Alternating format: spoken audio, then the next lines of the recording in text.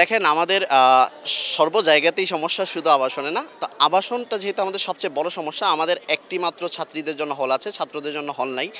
সেক্ষেত্রে আমাদের কিন্তু দ্বিতীয় ক্যাম্পাসে নির্মাণ কাজ চলতেছে। তো দেখেন, আমি একজন স্বতন্ত্র শিক্ষার্থী হিসাবে আমার সেই পরিমাণ অ্যাবিলিটি নাই যে আমি শিক্ষার্থীদের জন্য আলাদা একটা হল করে দেব। তবে আমি যেটা করতে পারি, দেখেন বিশ্ববিদ্যালয়ের কয়েকটা জায়গা থেকে ফান্ডিং আসে।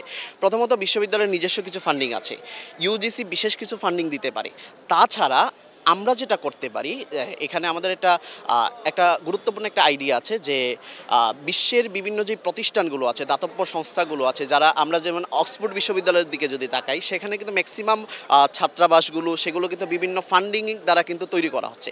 তো আমি আমার জায়গা থেকে চেষ্টা করব যে বিভিন্ন বিদেশি যে সংস্থাগুলো আছে, যারা যেমন ঢাকা ইউনিভার্সিটিতে আপনারা দেখেন কুয়েত মৈত্রী হল আছে, বা বিভিন্ন দেশ সেখানে স্পন্সর করছে। তো আমরা তাদের সাথে কোলাবোরেশন করে, ইন্টারন্যাশনাল সংস্থাগুলোর সাথে কোলাবোরেশন করে আমরা এখানে আবাসনের জন্য ব্যবস্থা করব। তাছাড়া আমাদের অলরেডি দুইটা হলের কাজ কিন্তু চলতেছে প্রায় কাছাকাছি, এবং আমরা এখানে জোরদার করব যেই ব্যাপারটা, যে এই হলের কাজগুলো যেন 2026 সালের মধ্যেই যেন শেষ হয়, এবং দ্বিতীয় ক্যাম্পাসের যে দ্বিতীয় ফেজের যেই কাজ, প্রথম ফেজের কাজ দ্রুত শেষ করে যেন সেটা দ্বিতীয় ফেজে যেন আমরা যেতে পারি, সেজন্য আমরা সর্বাত্মক আমাদের জায়গা থেকে প্রশাসনকে চাপে রাখবো, এবং আমাদের জায়গা থেকে আমরা যেই কোম্পানিগুলো কাজ করতেছে তাদের আমরা সর্বাত্মক তদারকি করব। হলের বাইরে আর কি সমস্যা আপনার দৃষ্টিতে মনে হয় বিশ্ববিদ্যালয়ে আছে? আসলে দেখেন, এইখানে সব জায়গায় তো সমস্যা।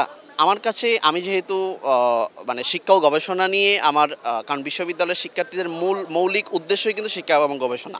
তো আমার কাছে মনে হয় শিক্ষা এবং গবেষণার জায়গাটাতে আমাদের সবচেয়ে বড় সমস্যা। তাছাড়া আমাদের শিক্ষা এবং গবেষণা রিলেটেড যে ব্যাপারগুলো, যেমন আপনারা হয়তো দেখেছেন যে আমাদের বিশ্ববিদ্যালয়ে একটা মেডিকেল সেন্টার আছে, যেখানের মধ্যে কোনো ন্যূনতম সেবা পাওয়া যায় না। এটাকে ওয়ান কাইন্ড অফ আমাদের শিক্ষার্থীরা নাপা সেন্টার নামে এটাকে মানে সম্বোধন করে আর কি। তাছাড়া আমাদের যে শরীরচর্চা কেন্দ্র, এখানে কিছুই নাই। তো এই আমাদের যে শিক্ষা এবং কোকারিকুলাম অ্যাক্টিভিটিসের জন্য আমাদের যা দরকার, বিশেষত আমরা শিক্ষা এবং গবেষণাকে প্রাধান্য দিব। সেই জন্য আমি কিন্তু একটা ইশতেহার অলরেডি দিয়েছি যে দেখেন, বিশ্ববিদ্যালয়ের সবচেয়ে বড় যেই প্রবলেমের জায়গা, যে শিক্ষকরা যদি ছাত্রদের প্রতি যদি যত্নশীল যদি না হন, তাহলে কিন্তু শিক্ষার্থীরা সেই পর্যাপ্ত সাপোর্টটা পাচ্ছে না। সেই জন্য আমি প্রাথমিকভাবে বলেছি যে আমি যদি যকসুতে নির্বাচিত হই, তাহলে আমি সর্বপ্রথম যেই কাজটা করব, শিক্ষার্থীর একাডেমিক উন্নয়নের জন্য আমি শিক্ষকদের মধ্যে র্যাঙ্কিংয়ের ব্যবস্থা করবো, অর্থাৎ টিচার্স মূল্যায়নের যে ব্যবস্থা। কারণ শিক্ষকরা যদি স্টুডেন্টকে যদি পর্যাপ্ত মূল্যায়ন যদি না করেন, সেক্ষেত্রে কিন্তু শিক্ষার্থীরা কিন্তু শিখতে পারবে না। সেই জন্য আমরা শিক্ষকদেরকে যদি আমরা সচেতন করে ফেলতে পারি, শিক্ষার্থীরা কিন্তু এমনিতেই সেই সাপোর্টটা পায়। তাছাড়া গবেষণার জন্য আমার কয়েকটা চিন্তা আছে, যে গবেষণার জন্য আমরা আলাদা একটা রিসার্চ সেল তৈরি করব, যেখানের মধ্যে আমাদের একটা আলাদা একটা ডিপার্টমেন্ট থাকবে, যারা শুধুমাত্র শিক্ষার্থীদেরকে গবেষণার জন্য উদ্বুদ্ধ করার জন্য সার্বক্ষণিক তদারকি করবেন, সার্বক্ষণিক পরামর্শ দিবেন, শিক্ষার্থীরা যেন তাদের কাছে এসে যেন গবেষণা রিলেটেড বিভিন্ন সহযোগিতা যেন নিতে পারে। এবং তাছাড়া আমাদের যে আইটি যেই সেল, এটা কিন্তু আসলে চরম দুর্বল। এখন পর্যন্ত আমাদের বিশ্ববিদ্যালয়ের যে রেজাল্টগুলো, সেগুলো কিন্তু অনলাইনে পাবলিশ হচ্ছে না। এখন পর্যন্ত আমাদেরকে নোটিশ বোর্ডের দিকে তাকাইতে হয়।